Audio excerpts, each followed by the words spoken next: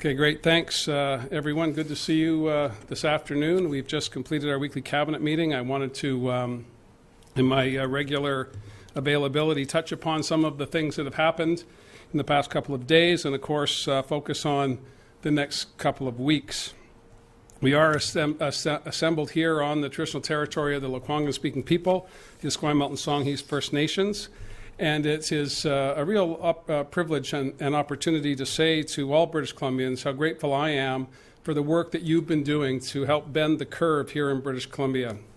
Dr. Henry and Minister Dix will be out later today with new numbers, and there are some challenges among those numbers. You'll be aware of an outbreak in a poultry facility in Vancouver, which is disappointing on a whole host of levels, but it will skew our numbers in the short term, and Dr. Henry will explain and put some context on that for everyone.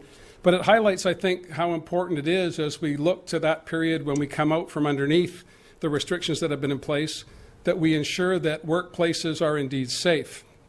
We all know that the economy is the people of British Columbia, and if the people of British Columbia are not safe in their workplace, if the people of British Columbia do not feel safe accessing public transit or accessing goods and services within the economy, they're going to stay home. They're going to continue to be fearful. We need to come out of this hopeful and optimistic. And I am hopeful for a variety of reasons. Firstly, I look at the businesses that are now retooling to manufacture protective equipment here in British Columbia so we're not so dependent on foreign supply chains. I'm grateful for my neighbors and neighbors across British Columbia who are coming together to help each other, to send a signal to those frontline workers how grateful we are that they're working in the healthcare sector to protect patients and to protect all of us, as well as those that are working every day to make sure that the things we need are available in a safe and reasonable way. And I also want to thank the musicians and the artists who are taking this time of reflection and isolation to build on the talents that they have and share those electronically and virtually with the rest of British Columbia and indeed the rest of the world. These are inspiring times as well as challenging times, and we need to focus on both of those elements as we go forward. As we fight COVID-19, we have to be focused on making sure that we're creating a better British Columbia. In concert with the federal government, we've been making a series of announcements about how we're providing relief for people. This week, we announced property tax relief for businesses and local governments. We established a BC Business Hotline so people can call in, businesses can call in to see what programs are available for them. New mental health programs for post-secondary students who are concerned about the loss of a year, the loss of a program as we fight through this. And we've also put in place emergency resources for people with disabilities, as well as emergency resources for others across the board. We put in place restrictions on price gouging. We put in place technology grants for students so that they can access the technologies that we need in a virtual environment. And we've announced, Minister Dix announced 3 new primary care centers, urgent primary care centers. Yesterday he talked about Vernon, Abbotsford, and Castlegar. And I'm happy to announce that on the 27th of April, a new urgent primary care center will be opening up here in Victoria. The James Bay UPCC will be on Michigan Street, just in the James Bay Community Project behind the legislature. Urgent primary care centers are part and parcel of our response to COVID-19. Certainly we talked about programs for rural, remote, and Indigenous communities on Monday. Today's announcement of more primary care centers also speaks to delivering services for people.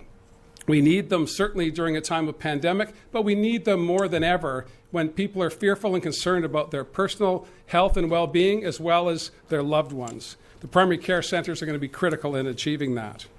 I want to also just remind everyone that as we go forward, we need to adhere to the directives we're hearing from Dr. Henry and the public health officials right across the province. If we are going to be successful, we have to hold fast. And again, I ask British Columbians to recommit to each other, to recommit to us moving forward together. There will be some challenges, there's no question, but we are seeing light at the end of the tunnel. In the days ahead, Cabinet will be considering how we phase in a return to normalcy. We've been working on that from the beginning, and every day we get new information. I want to lift my hands and give props to the restaurant sector who are working now, before we come out from underneath this, on better ways to ensure that people who work in the hospitality sector are safe, and most importantly, that the services or the food that they provide will be safe as well. This is not a magic bullet that will come from government. It will be, again, cooperation amongst all of us, the people of British Columbia, who are, as I said, the economy of British Columbia. The only way forward is to do it together. The only way we will all feel safe is if we are all pulling in the same direction. Thanks for that, and I'm happy to take any questions you may have. A reminder to reporters on the line, please press *1 to queue up questions. If you do have a follow-up question, you can press *1 to re-queue after you've asked, and if time permits, we will get back to you. Also, unmute your microphones. You won't be audible until we call your name. Our first question is from Maria Weisgarber at CTV. Thank you. Premier, I'm just asking about the personal protective equipment allocation in regards to pharmacies. I know the Pharmacy Association has asked for allocation to pharmacies to be a priority. Obviously, they understand that what's available will initially go to places like hospitals and other health facilities, but it sounds as though they're working with the province to see what might be available once those PPE needs are filled at that level. I'm just wondering where we're at with bringing in enough equipment for the very front line, and where that might leave pharmacies in terms of being able to be allocated some supply. Thank you for the question. And of course, we had not good news yesterday that the federal government was unable to get a shipment out of Shanghai that they had anticipated. We have been meeting with success in our efforts to procure PPE, and we'll continue to do that. But as I said in my introductory remarks, there are manufacturers that are emerging across the country. I talked to Premier Doug Ford in Ontario, which has often been characterized as the manufacturing heartland of Canada, largely because of autos, but now they're retooling to meet the needs of today. And I'm very pleased with the progress that's being made there. I get regular updates from Premier Ford. But right here in British Columbia, companies are now retooling to provide the PPE, the protective equipment that we'll need, not just in acute care facilities, not just in our long-term care facilities, but also across the economy. Pharmacies are obviously a high point for us, and Minister Dix will be working to apportion those resources as is in the best interest of delivering health services to British Columbians. Obviously, as you said in your preamble, our focus is first and foremost with our frontline workers. There's a whole host of other workers in the economy that are going to be requiring and using, in fact, today, PPE. We need to make sure we're apportioning that equitably. As I've said before, we are not the only people on the planet looking for this equipment. Everybody is. We hear horror stories from other jurisdictions. That's not our experience here, but it's prudent management, I think, that's kept us out of that glue, and we're going to continue to manage that resource prudently until we have such a surplus that we'll be able to spread it more equitably across the broader economy. Our next question is from Tanya Fletcher. Hi, Premier. Thank you for this. I'm wondering if you can update us on some of the earliest measures that the province announced, specifically the rent supplement. Is that money flowing? And also the emergency benefit for workers. Have any checks been sent out there? Because we've been hearing from some who say it's been a struggle to access help. Appears the application isn't available online yet. When will that happen? Well, firstly, the emergency benefit that we'll be providing, the $1,000, will be flowing in May. That was our expectation, and those processes are being worked on. If there are glitches, I'm happy to hear about it, and I'll take that back to Minister James. When it comes to the rent supplement, I know we've issued thousands of checks to assist renters. There's more to do, and we've got another month coming up. We're working with BC Housing to make sure that that system works effectively. Again, I bring up the challenges that we have had and the federal government has had in retooling our activities as governments. Normally we provide services. There are checks for certain activities, and that's a limited amount of activity. Now we're expanding that. The federal government is expanding that. Some of them cost shared, some of them not. And so we're working as best we can, retooling our own systems internal to government to make sure that we can provide a service that we've never provided before. And there are going to be challenges, but I'm hopeful that people will continue to have patience and we'll get dollars into people's hands as quickly as we possibly can. Our next question is from Richard Zussman. Premier, ICBC announced last week that cancellation fees would be waived, but it's still being held up by the BCUC, and we're hearing from people frustrated that they're trying to cancel their insurance to save money, to pay for things like groceries and rent, and haven't saved that money yet. And does that concern you? And two, if the province is able to give a rebate, should people be concerned that that will be held up as well? Well, certainly Minister Eby has been focused on ICBC since we were sworn in as a government. It's well known, and you've covered it extensively yourself, as have others on the call, the challenges that ICBC has created for our finances. We're continuing to focus on that. The longer-term solution to ICBC is still underway. We plan to have product changes in place for next year, and that's where the significant savings will be found for the traveling public. I think the Utilities Commission role is an important one. We want to make sure that there is an independent body doing the checking on whether this is viable for the corporation. These are things that have happened in the past, whether it's with BC Hydro or ICBC. So the Commission has a role to play. I'm hopeful that they'll be accelerating their efforts to make sure that we have these dollars available to people as quickly as possible. It's Wednesday afternoon. We announced the program on Friday, so I don't think that's a long time to wait, but I understand people are anxious. They want to make sure that they're not wasting a penny in these very difficult times. So we're doing our best to accelerate these processes, but doing it in a way that's not reckless and has something that we can cross-check to ensure that we're on the right track. Next, we have Victor Kaiser. Hi, Premier. Just wondering on, a lot of these programs and access and benefits, everything's online. We've heard, concerns from people that, either they don't have access to the internet or their access is rather spotty, particularly in rural areas here in the interior. I'm not sure there's any plans to, kind of fix those problems or expedite it, whether temporarily or permanently, so people have access to some of the online information that's out there. Thank you. Well, thank you for the question, and I'll take it into another sector, if you don't mind, and come back to a direct answer to your question. We've been providing resources in the K-12 system as we move to virtual education to make sure that every family has access to the technology that they'll need to participate fully in virtual classrooms. That's an area that has been, we hadn't contemplated. You have this expectation that everyone has access to computers. That's not the case, certainly for young families. And so we want to make sure that we're providing the tools that students need so they can continue learning. Similarly, we've had a broadband initiative run out of the Ministry of Citizen Services.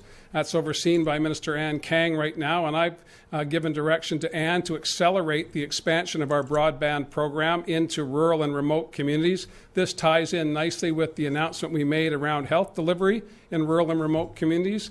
The isolation, the distances of British Columbia are vast. And they're made all the more vast when we think about the challenges of accessing services in a time of pandemic. So this has been a wake-up call for all of us to understand that although we think of ourselves as a small jurisdiction on clinging on to the west coast of North America, looking out to the Pacific Ocean, we have vast distances, and those distances oftentimes are not covered by the technologies that we anticipate we're going to be able to access in urban centers. Those people who live in urban centers who have not got the technologies they need to access services, we're doing our level best to make sure MLA's offices are available to help people if they don't have the technological skills or the equipment to access programs. Those offices remain open, all political parties. These are non-partisan offices. The MLA may be a New Democrat or a Liberal or a Green, but the staff are there to serve the public regardless of how they vote, and that's a key function for our constituency offices. They remain available. Service BC could have more people working as we start to fan out into a broader workforce and more of the economy opening up, but we're not there yet, but we'll get there shortly. Our next question is from Rob Shaw. Hey, Premier. Washington State Governor Jay Inslee had a televised address last night to provide the roadmap for the state's economic return. It sounds like Saskatchewan's Premier is going to do that tonight as well. We've heard Minister Dix here say that we're tracking kind of for early to mid-May details. And I wondered, do you plan on addressing the province with a roadmap before then, or are we looking at as much as 3 weeks from now waiting to kind of hear a similar address from you that we're seeing from from some other states and provinces? Yeah, thanks for the question. I know Governor Inslee made his announcements yesterday. I'll be speaking with him on Friday, and I look forward to getting some insights from him on how he is going to respond to a range of issues outside of the cross-border issues that are always concerned to us here in BC, and a range of other issues. But I think the public can expect that I'll have something to say about how we open up sooner than the middle of May, but we need to be guided by the science. And although, as I said in my opening remarks, we've seen some very positive indicators in the numbers that Dr. Henry presents daily and will present again today, the outbreak in the poultry facility is a warning call that we can't get too complacent. We need to make sure that our workplaces are safe, even those essential workplaces. And I'll be working with the WorkSafe executive and board members, as well as Minister Baines, later today to talk about how we ensure that when we open up, our workplaces are free of risk to employees, and most importantly, free of risk to those citizens who access those workplaces for whatever reason they may find. And so I'll be talking about that, Rob, but I don't want to talk about it before we're ready to go. And I don't want to give false hope to people that there's an early date for us here in British Columbia. I didn't hear an early date from Governor Inslee, and I don't expect we'll hear an early date from Premier Moe. I know that in our regular conversations with premiers across the country, we talk about where we are in that curve, and some are more optimistic than others. I have been historically optimistic. I remain so, but I want to make sure that we're not getting ahead of ourselves, and I don't want British Columbians to take comfort in the early successes we've had in the past couple of weeks when we know examples like the poultry farm, the outbreak at the Mission Correctional Facility create problems for us over time. What I know for sure is that British Columbians don't want to give up the progress we've made for an early start that will put us back on our heels and perhaps in further restrictions as the summer proceeds. We want to make sure that we have a seamless integration back into as much normalcy as we can find, and I'll be making significant announcements about that directly to the people of British Columbia when the time is right. Next, we have a question from Les Lane. Well, thanks. Premier, how come the regional park system can stay open and handle social distancing? The Capital Regional District says they're getting 90% compliance, but the entire provincial park system is shut down. Do you think that provincial closure needs a rethink, given how critical it is by now for young families to get out and run around in the fresh air? Well, I agree. I accept your premise, Les. But again, Dr. Henry's been pretty clear. She's not suggesting people hide under their bed. She's saying if you're going to get out and enjoy the outdoors, do so close to home. The more travel people do to get to regional parks or provincial parks creates more risk for other citizens. And it's about pulling together. And we'll have a plan to open up public spaces in the days and weeks ahead. And I encourage people to hold to that and try and get that outdoor time as you can, where you can.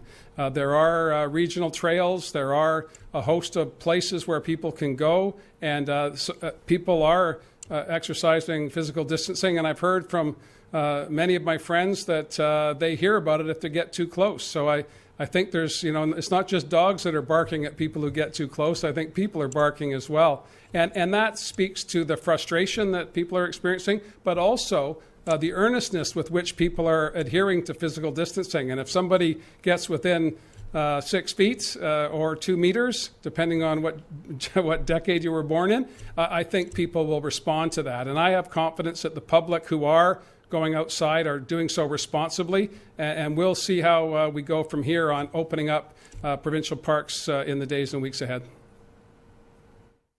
Next, we have a question from Keith Baldry. Hi, Premier. Thanks for this. The Canadian Centre for Policy Alternatives today has a report out saying that the pandemic crisis and the impact on long-term care homes shows that we have to get away from the for-profit model and stop the contracting out. Do you envision those changes taking place over time?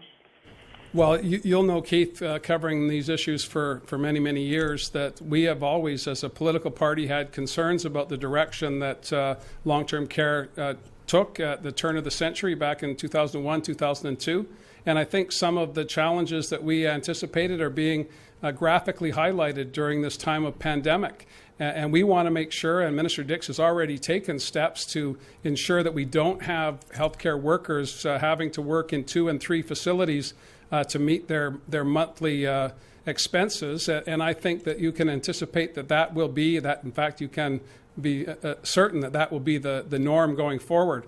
There are a range of things that we're learning right now through this pandemic that are going to change how we do business.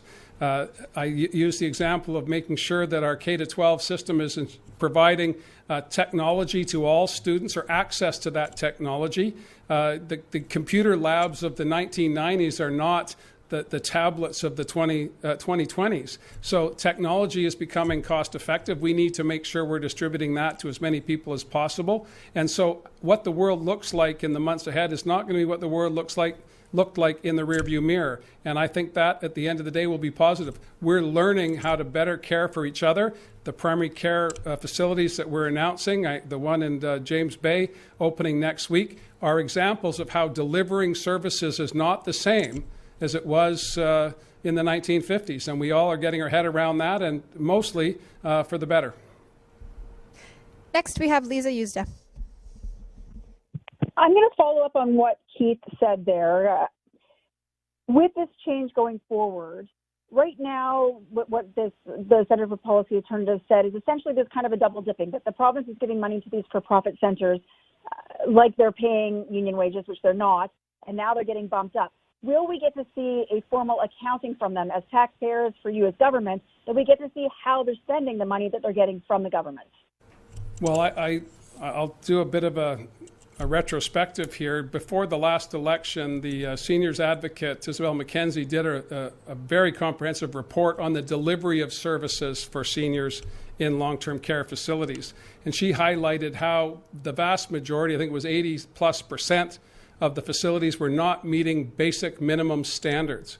Minister Dix, in his mandate letter from me, set about resolving that to the best of his ability in the old world. Now that we're in a new world and we see the catastrophic consequences of outbreaks in our long-term care facilities and the terrible loss of lives and loved ones no longer being able to, and in some cases no longer being able to say goodbye to their parents or their grandparents, is something that we do not want to ever see again. And so Minister Dix, I'm very confident, will have more to say about this as we come forward. We're focusing on the day-to-day, but the long-term plan for our healthcare system, whether it's through primary care units as the ones that we've described today, whether it's ensuring that we have capacity at all times within our acute care system for the advent of situations like we find ourselves in today, or how we deliver services for seniors and expand our continuing care facility in a time when our population is aging and the number of seniors who will be accessing those services will increase.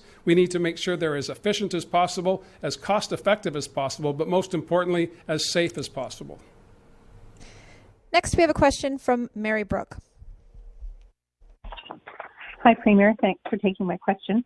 My question is about UBCM, and so far they seem to have been serving as kind of a clearinghouse for government information and playing it safe. But every municipality has distinct needs, and some are doing a good job of trying to address local needs, and others maybe not. So how would you see UBCM doing a more effective job of leadership for their members and their communities during COVID-19? I spoke with Maya Tate, the president of UBCM, just this week. She also happens to be a mayor in my community, a mayor of Souk. We have a long-standing relationship, and she, as the president of UBCM, I believe is doing is the best she can to make sure that the programs that we're announcing are well known and understood across the province in large and small communities. Weekly conference calls are held with the UBCM and Minister Robinson about how we can better work together on delivering services for people. Is it uneven across the board? Of course it is. Similarly, we have challenges with the federal government because the capacity that we need to provide services in this environment is brand new. We are creating it as we go, and that's the same challenge that municipalities have. They have had a precipitous decline in revenues, just as the province and the federal government has, just as businesses have. And so municipalities need to find ways to provide services to continue to be available for citizens, and they are constrained by a whole host of issues around being able to borrow, being able to run deficits. All of those things are being discussed with Minister Robinson, and Minister Maya Tate is leading that for UBCM, and I think she's doing so ably. Is it equitable across the board in terms of understanding and delivery? No, but that's always been thus, and we just have to work as hard as we can to make sure we're lifting everyone up as best we can. Next, we have Dirk Meister. Hey, Premier, a little earlier you said you were disappointed with the results of from the chicken plant. I'm wondering if you could elaborate a little bit more about your disappointment and concerns about what has happened there, or what is happening there. Well, Dr. Henry will have more details on the chapter and verse, what the chronology was at the poultry facility. But as I understand it, it's a federally inspected facility. It's not unlike the Cargill beef facility in Alberta. And so there are federal inspectors that are engaged all the time. They would understand the situation with our public health directives. They would also understand the basic mandate of WorkSafe, which is you shouldn't be going to work if you're sick. And what we discovered at the poultry facility is that there were a number of employees that were sick and at work. That creates a whole bunch of complications that we need to address. People who are concerned that they won't be able to meet their expenses end up going to work even if they've got a sniffle, much less if they've got COVID-19. And I don't think there's a person watching this conference right now that hasn't had the experience of a co-worker showing up when they should better have stayed in bed. And myself, I've certainly come to work when I've had a runny nose and shouldn't have done so. And I think we'll all have a different approach to that now that we have an understanding of the consequences of COVID-19 and other viruses that may well be waiting to arrive on our shores. That's why it's important that we put in place a framework so that through WorkSafe, where we can have safe workplaces and an understanding that sick pay is there not just to give extra dollars to people who are ill, but perhaps ensure that those workers don't come to work because they know they're not going to forego their wages for the day. So we're going to have a dialogue across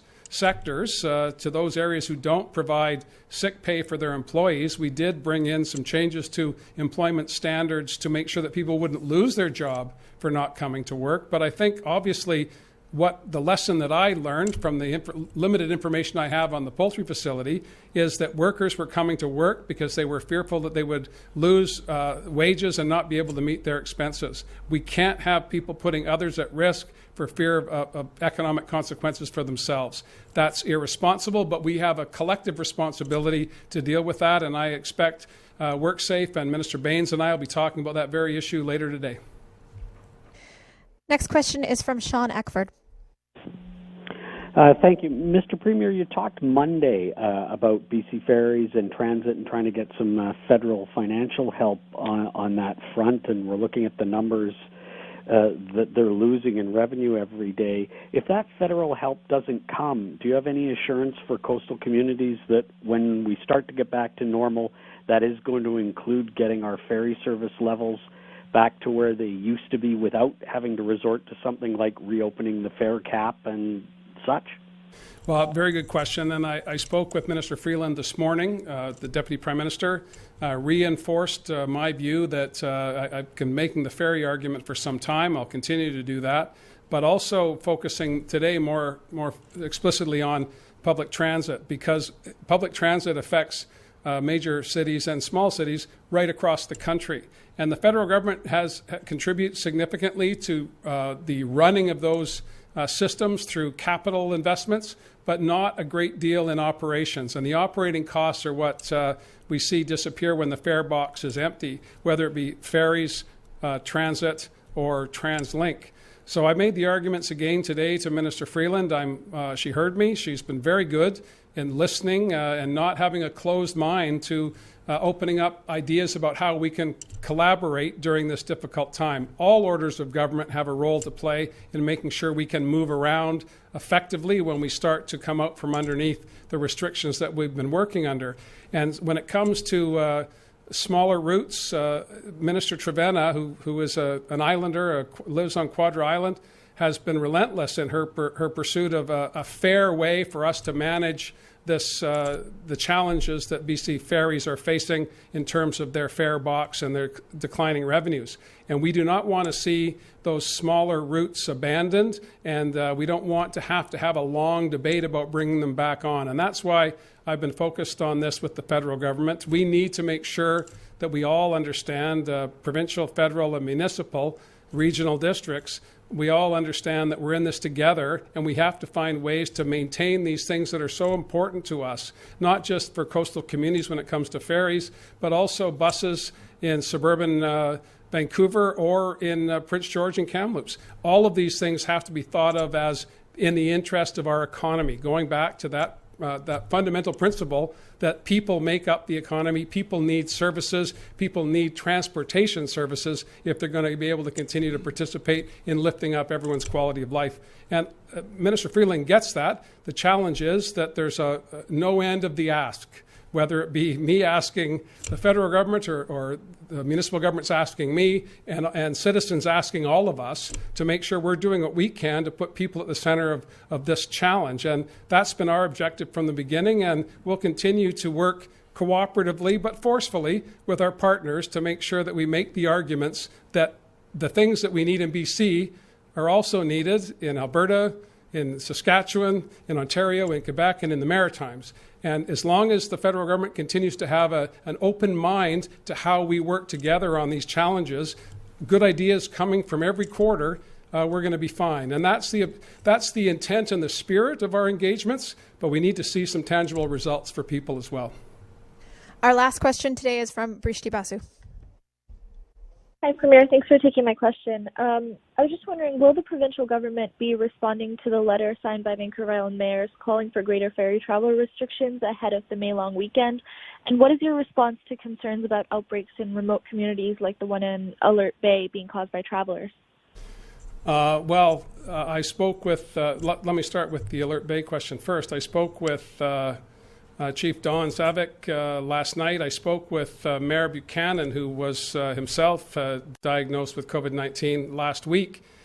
Spoke with him last week. And Dennis had not left Cormorant Island. The virus found him. He didn't find the virus.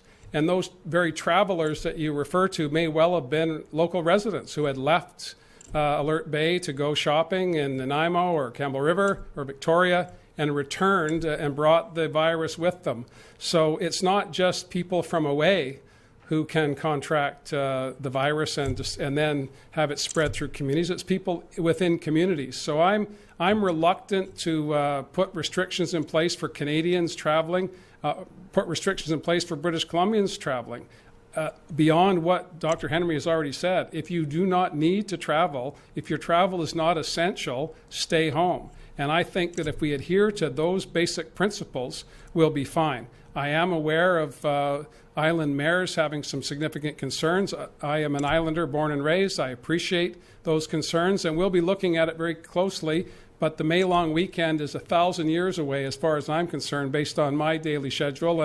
And as we get closer to the May long weekend, I'm hopeful that we will have a whole bunch of positive initiatives in communities that will put the ferry issue to one side. But I don't want to be dismissive about it, but it's weeks from now, and I'm living this day by day. All right. Thank you, everyone. That's all the time we have today. Thank you.